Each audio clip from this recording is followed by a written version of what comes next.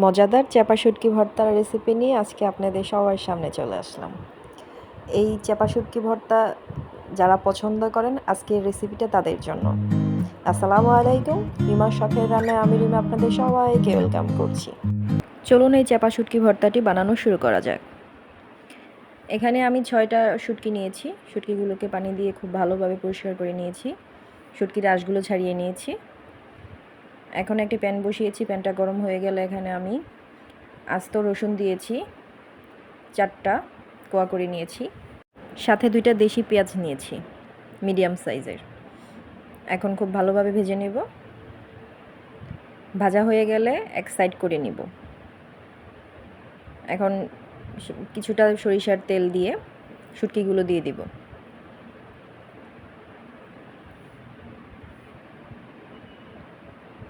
এখন উল্টিয়ে পাল্টিয়ে শুটকিগুলোকে খুব ভালোভাবে ভেজে নিতে হবে।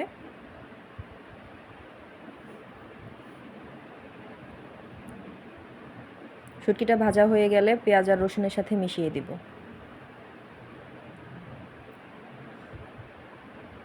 এখন শুটকিগুলোকে একটু ভেঙে দিব। এখন এর মধ্যে আমি 4-5টা ধনিয়া পাতা দিয়ে দিব, মাঝখান থেকে ছিঁড়ে দিব।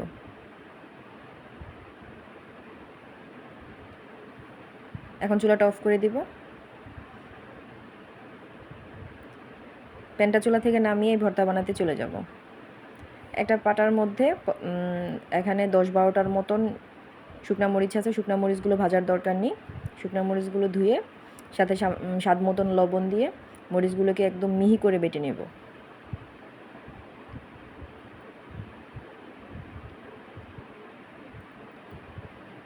এখন ভাজা পেঁয়াজ, রসুন, শুটকি পাটার মধ্যে নিয়ে নেব।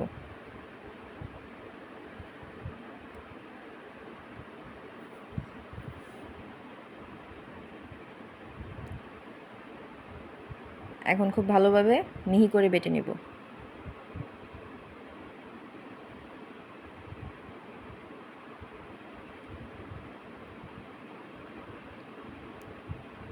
এখন আরেকবার সবগুলো একত্রে মিশিয়ে হালকা করে একটা ডলা দিয়ে দিব।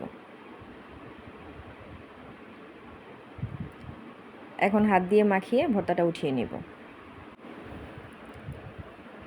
ভর্তাটা উঠানোর পর পাটার মধ্যে যেই ভর্তাটা থাকবে, এই ভর্তার মধ্যে খুদে ভাত মাখিয়ে খেতে কিন্তু খুবই মজা লাগে। আমি কিন্তু এখন সেম কাজটিই করছি।